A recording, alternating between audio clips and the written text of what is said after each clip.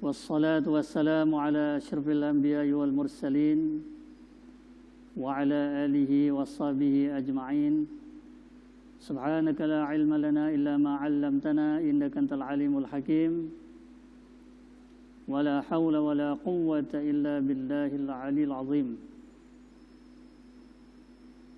قال الله تعالى في كتابه الكريم: الحمد لله الذي أنزل على عبده الكتاب ولم يجعل له عوجا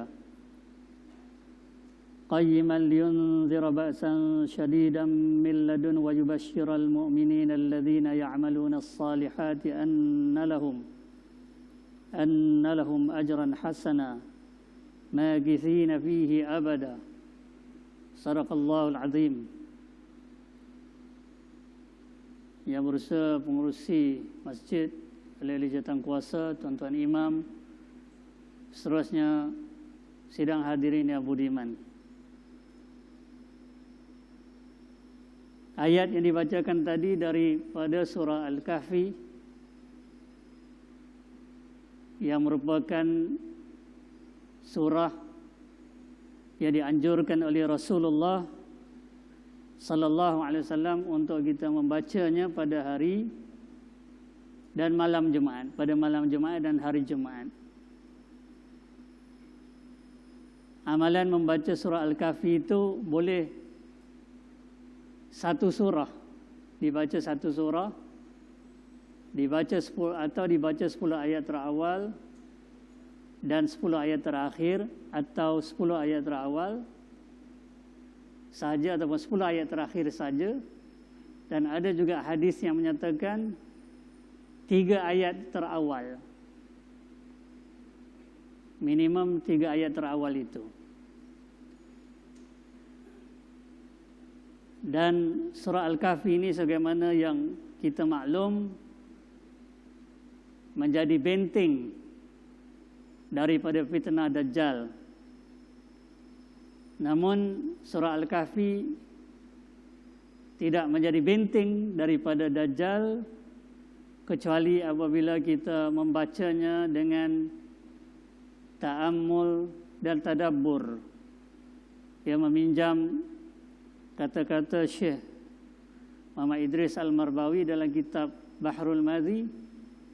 Surah Al-Kahfi itu dibaca dengan ta'ammul, dengan tadabbur dan ta'ammul. Tadabbur itu artinya kita berusaha untuk mendalami, meneliti.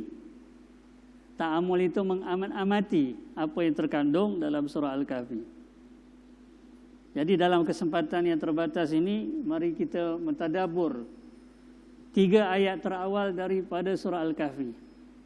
Seperti yang dibacakan tadi. Alhamdulillahilladzi, alhamdulillah, segala puji, segala pujian itu tertentu bagi Allah. Kenapa Allah Ta'ala berhak menerima segala pujian? Kerana hanya Dia yang sempurna. Jadi apabila kita mengucapkan Alhamdulillah, bukan sekadar segala puji bagi Allah, tetapi Allah itu layak dan berhak dipuji. Memang patut Dia dipuji kerana segala sifat kesempurnaan itu miliknya. Mustahil ada sifat kekurangan pada Allah Ta'ala. Yang ada kekurangan itu kita, makhluknya. Dalam syair Arab diungkapkan, wa in tajid aiban fasuddal khalala fajalla man la aiba fihi wa ala. Jika bersua dengan kekurangan, mohon kiranya Tuhan betulkan. Suci dan tinggi siapa tak punya, pada dirinya cacat dan celah. Yang ada kekurangan itu kita, dalam pada ingat lupa,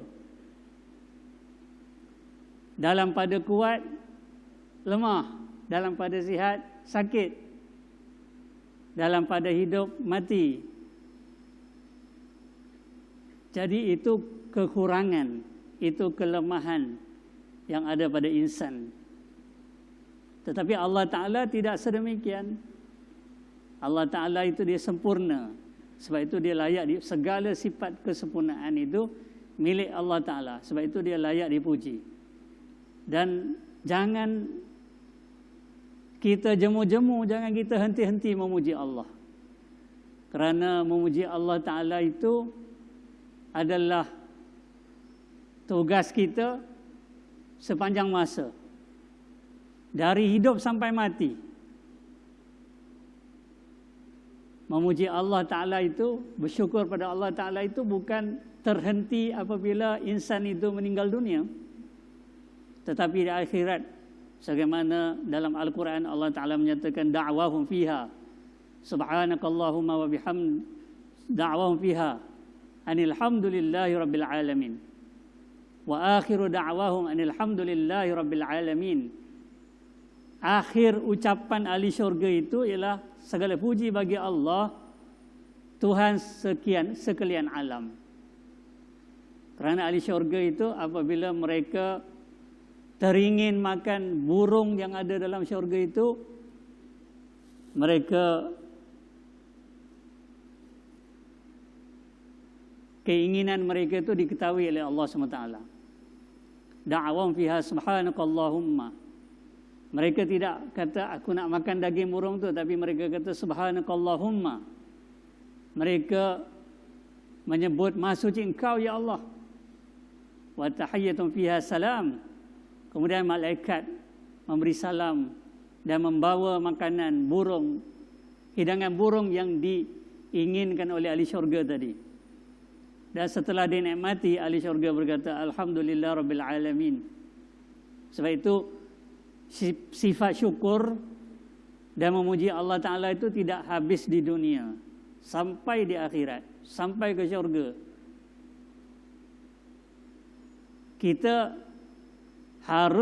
Kita mesti memuji Allah Ta'ala dalam apa jua keadaan. Dalam keadaan kita menerima nikmat, dalam keadaan kita melihat sesuatu yang baik, yang kita suka, yang kita senang. Demikian juga apabila kita melihat sesuatu yang kita tidak suka. Alhamdulillahi ala kulli hal. Kita tetap memuji Allah, segala puji bagi Allah Ta'ala. Ala kulli hal, dalam apa jua situasi dan keadaan. Walaupun buruk di mata kita, walaupun tidak elok di mata kita, tetapi belum tentu di sebaliknya tidak elok. Kita bagi contoh misalnya sakit, tak? Sakit itu pada kita sesuatu yang buruk. Tak ada orang nak sakit, semua orang nak sihat. Tapi Allah SWT berfirman, "Qul lan yusibana illa ma kataballahu lana." Katakanlah tidak akan menimpa kami kecuali yang telah Allah tetapkan. Kita tak mahu pun apa yang Allah kehendaki itu tetap berlaku. Jatuhlah sakit misalnya, maka satu sudut sakit itu musibah. Tetapi dari sudut yang lain, rupa-rupanya sakit itu menjadikan kita sedar, menjadikan kita insaf, menjadikan orang sedar, menjadikan orang insaf. Dulu dia lalai, dulu dia jauh daripada Allah Ta'ala.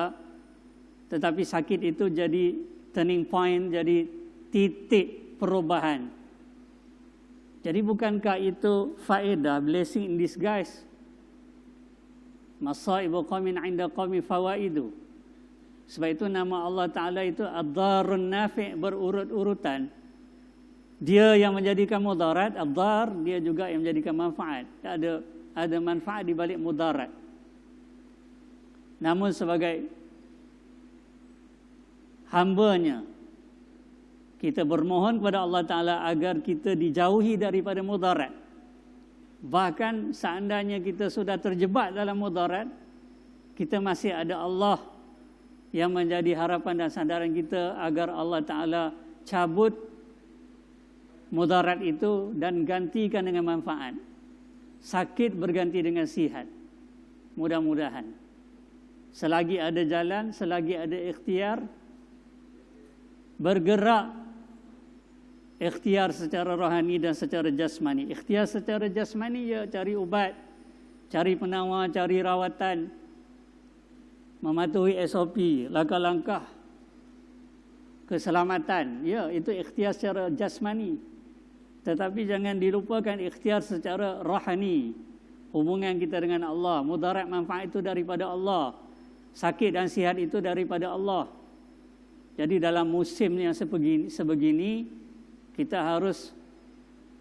patut menjadi lebih intim dan akrab kepada Allah. Terasa kebesaran Allah mengatasi segala-galanya. Ada rasa takut dan juga ada rasa harap. Yad'una rabbahum khaufan wa tama'a. Sebenarnya Allah Ta'ala firmankan dalam surah As-Sajdah itu, mereka menyembah Allah Ta'ala dengan dua perasaan yang berbaur. Khaufa, takut kepada azab Allah. Azab Allah itu bukan saja di akhirat, juga di dunia.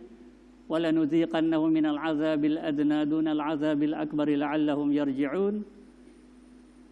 Dalam surah yang sama Allah menyatakan, dan kami akan benar-benar merasakan mereka azab yang hampir sebelum azab yang terbesar. Mudah-mudahan mereka kembali ke pangkal jalan. Apakah maksud azab yang terhampir? Al-azabil adna, menurut Imam Ibn Katsir dalam tafsirnya, itu ialah bala dan bencana dan musibah yang berlaku di dunia, yang antara lain termasuklah perang, wabak penyakit, bencana alam seperti gempa bumi, banjir dan sebagainya. Itu azab yang hampir. Saban minggu kita mendengar ayat itu dibaca. Wala nuziqannahum minal azabil adna. Al-azabil adna itu ialah bencana di dunia, termasuk wabak penyakit. Sebelum al-azabil akbar, azab yang terbesar, iaitu siksaan di neraka. Tetapi apa yang Allah Ta'ala jadikan itu punya hikmah. Apa hikmahnya? La'allahum yarji'un. Supaya manusia itu sedar, supaya manusia itu insaf dan kembali ke pangkal jalan. Ya, belum terlambat untuk kembali ke pangkal jalan. Masih ada masa untuk kembali ke pangkal jalan. Peluang yang Allah Ta'ala beri kepada kita. Jadi ayat tadi, alhamdulillahillazi anzala ala abdihil, Allah Ta'ala, segala puji bagi Allah yang menurunkan kitab, yakni Al-Quran, kepada hambanya, itu Nabi Muhammad sallallahu alaihi wasallam. Status hamba itu ada pada semua orang, termasuk Nabi. Walaupun Nabi itu jawatannya Nabi, Rasul, tetapi dirinya itu adalah hamba. Tak pernah berlekang daripada kita status sebagai hamba. Di mana-mana pun kita hamba. Dalam masjid kita hamba, di pasar kita hamba, bersendirian kita hamba, di khalayak ramai kita hamba. Hamba itu sikapnya sami'na wa ata'na, kami dengar, kami patuh dan kami patuh. Ya, dalam ungkapan Melayu lama, dipanggil ia mari, disuruh ia pergi, bekerja kerana perintah, berhenti kerana tegah, itulah hamba. Tak banyak songeh, tak bantah apa saja yang Tuhan suruh, titah perintah Allah Ta'ala, itu sami'na wa ata'na, itu sikap hamba. Alhamdulillahilladzi anzala ala 'abdihil kitaba wa lam yaj'al lahu 'iwaja. Al-Quran ini tidak ada kontradiksi, tidak ada pertentangan. Misalnya ayat dalam surah ini berlaga maknanya dengan ayat dalam surah yang lain. Dalam ayat ini kata haram, tapi dalam ayat lain kata halal, perkara yang sama. Itu tidak ada. Tidak ada pertentangan dalam Al-Quran itu. Ya. Bahkan qayyimah dalam ayat berikut itu. Al-Quran itu qayyimah, mengandungi ajaran yang betul, yang lurus untuk kebaikan dan maslahat kepentingan manusia.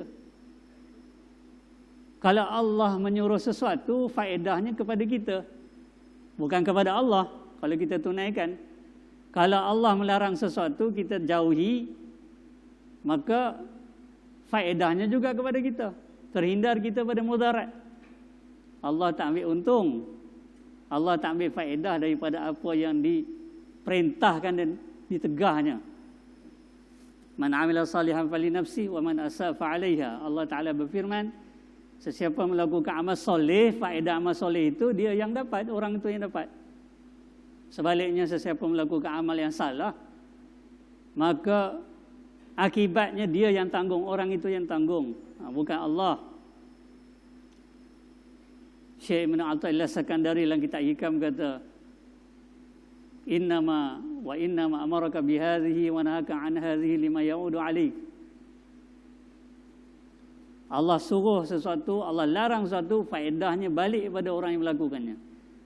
La tadurruhu la tanfa'u ta'atuka. Ketaatan yang kita lakukan tak memberi manfaat kepada Allah. Wala tadurru ma'asiyatuka.